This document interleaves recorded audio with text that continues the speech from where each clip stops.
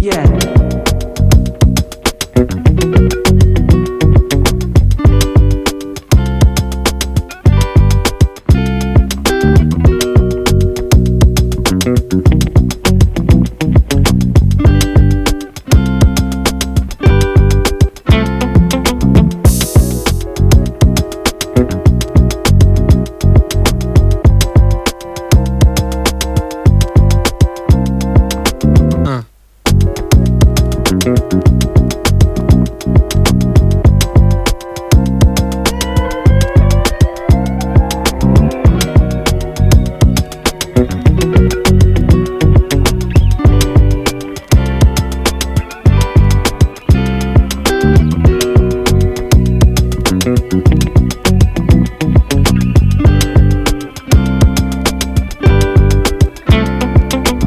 No. No.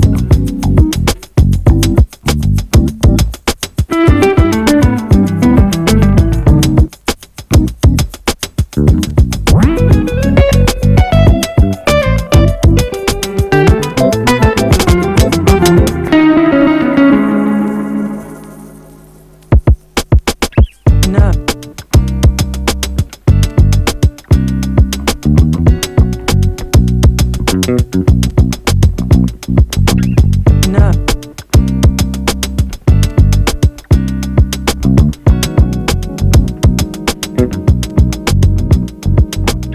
No.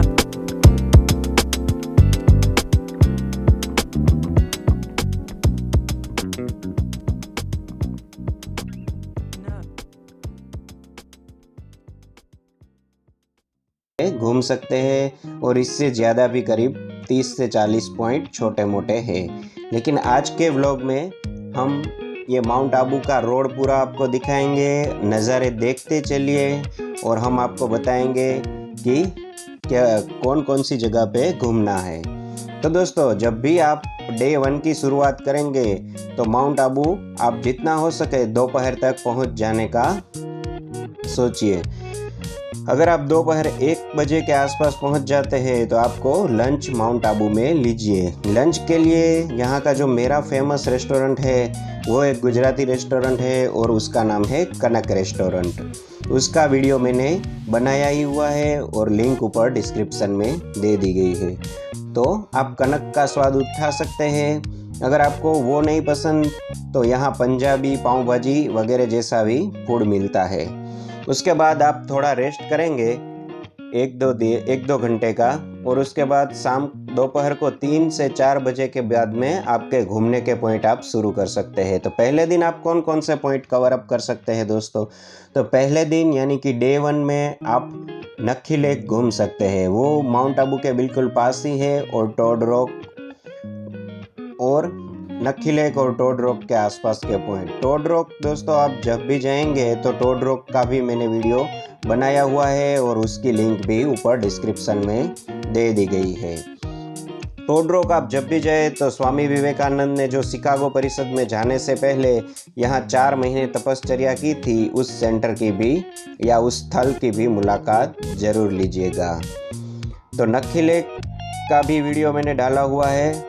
नक्की lake, toad rock और उसके आसपास कई सारे पुराने शिव मंदिर आप घूमेंगे तो आपको शाम तक का टाइम हो जाएगा। उसके बाद नक्की लेक के पास में ही रोज़ गार्डन आया हुआ है, उसकी आप डे 1 में मुलाकात ले सकते हैं। और फिर इवनिंग का डिनर आप नक्की लेक के पास में बने कई सारे रेस्टोरेंट में से किसी भी रेस्टोरेंट में ले सकते हैं। और शाम के वक्त आप शंकर मठ करके एक जगह है जहाँ की शिव जी का बहुत ही बड़ा लिंग विद्यमान है, उसके दर्शन आप कर सकते हैं और वहाँ आधा एक घंटा गुजारेंगे तो आपके मन को बहुत अच्छा लगेगा। और फिर रात को आप होटल में स्टे कर सकते हैं या माउंट आबू का पूरा बाजार घूम सकते हैं। तो इस तरह दोस्तों आप अपना डे 1 गुजार सकते हैं। और यहाँ पे रुकने के लिए मैं कहूँ तो हम स्वामीनारायण टेम्पल में रुकते थे। 200 रुपये से लेके आप चाहे तो 20,000 तक के अच्छे अच्छे रिसोर्ट भी यहाँ आए हैं और बहुत सारी वेल नोन होटल भी यहाँ आई है। तो अपने बजट के हिसाब से किसी भी होटल को पहले ही बुक करके आप जाइए। जितना हो सके उतना आप माउंट आबू के जो मेन पॉइंट है नक्की लेक या उसके आसपास के 5 किलोमीटर के एरिया में होटल या रिसोर्ट बुक करें। यहाँ राजपूताना रिसोर्ट भी बहुत अच्छा है और 200 रुपये में अरबुदा गेस्ट हाउस भी मिलता है। तो आप अपनी फैसिलिटी या अपनी रीच और अपनी ज़रूरत के मुताबिक होटल बुक कर सकते हैं।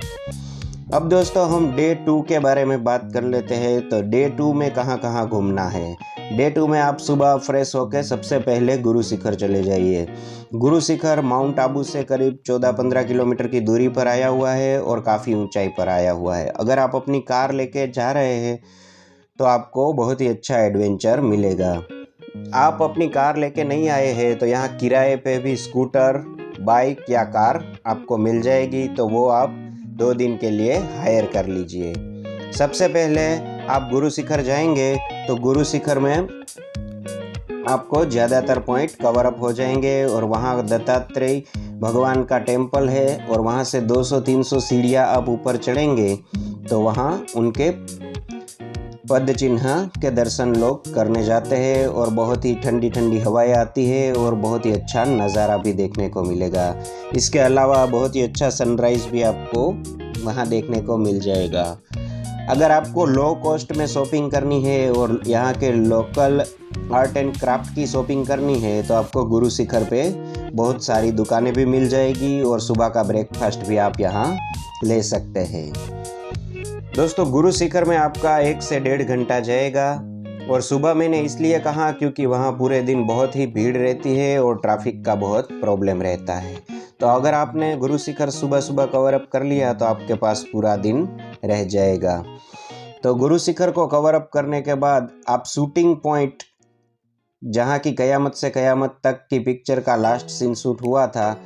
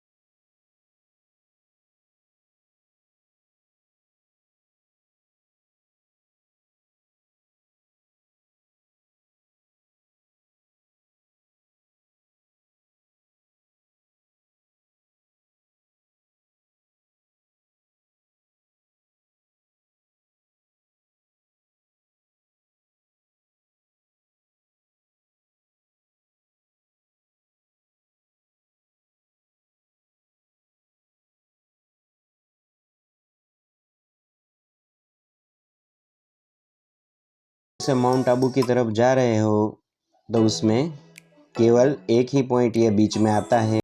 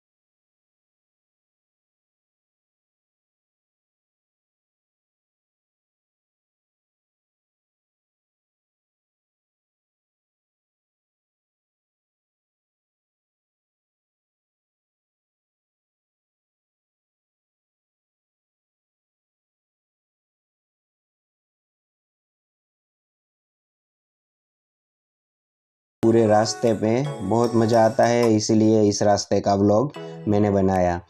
तो दोस्तों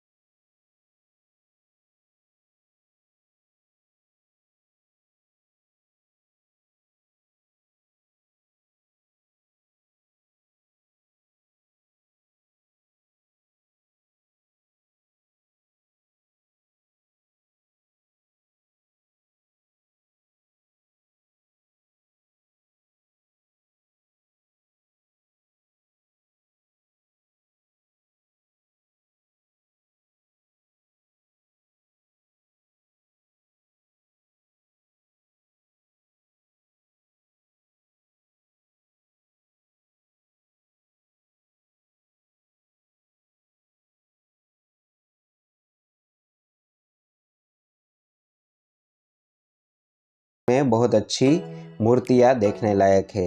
उसके अलावा भी आप ऊपर जाना चाहे तो चामुंडा माता जी का टेम्पल भी है और बहुत कुछ घूमने लायक है। तो इस तरह घूमते घूमते आपकी शाम हो जाएगी, तो शाम वापस माउंट आबू आके आप सनसेट का मज़ा ले सकते हैं। क्या देख रहे हो आप मेरे पीछे? पहाड़ या बादले? मुझे समझ ही नहीं आ रहा है। आपको समझ आ रहा है? ये पीछे पहाड़ और बादल दोनों सेम है। ऊपर ये देखिए कितनी ऊंचाई क्यों है। और आप ऐसे मौसम में आएंगे तो आपको ठंडी लगेगी जैसे मुझे लग रहा है। मैं तो खुशी से जो मुझे दोस्तों ये देखिए फ्रेंड्स पीछे देख रहे हैं, बिल्कुल आपको दिखाई देगा कि बादल बिल्कुल पहाड़ के ऊपर आ चुके हैं और हम माउंट आबू के रास्ते पे रुक गए। ये बहुत ही अच्छा नज़ारा है। देखिए रोड के उस तरफ माही की मम्मी सेल्फी ले रही है, उसको भी बहुत ही मज़ा आ रहा है। बिल्कुल ही ग्रीन व्यू हो चुका है बहुत ही और- अच्छा लग रहा है। यहाँ पे ठंडी हो गई है। और थोड़ी थोड़ी बारिश भी आ रही है। बहुत ही लाइफ टाइम का नज़ारा देखने लायक है।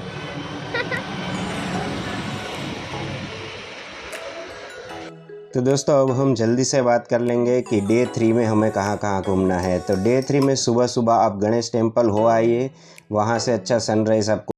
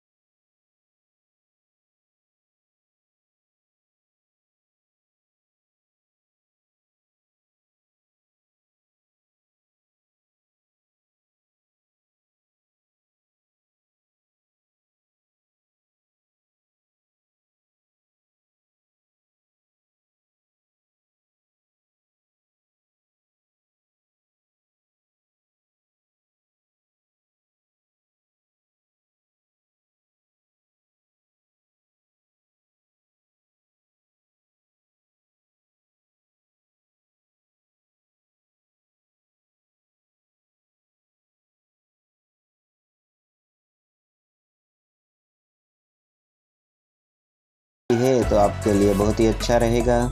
या फिर आप अगर पंजाबी या कुछ और खाना चाहते हैं तो भी काफ़ी सारे ऑप्शन है।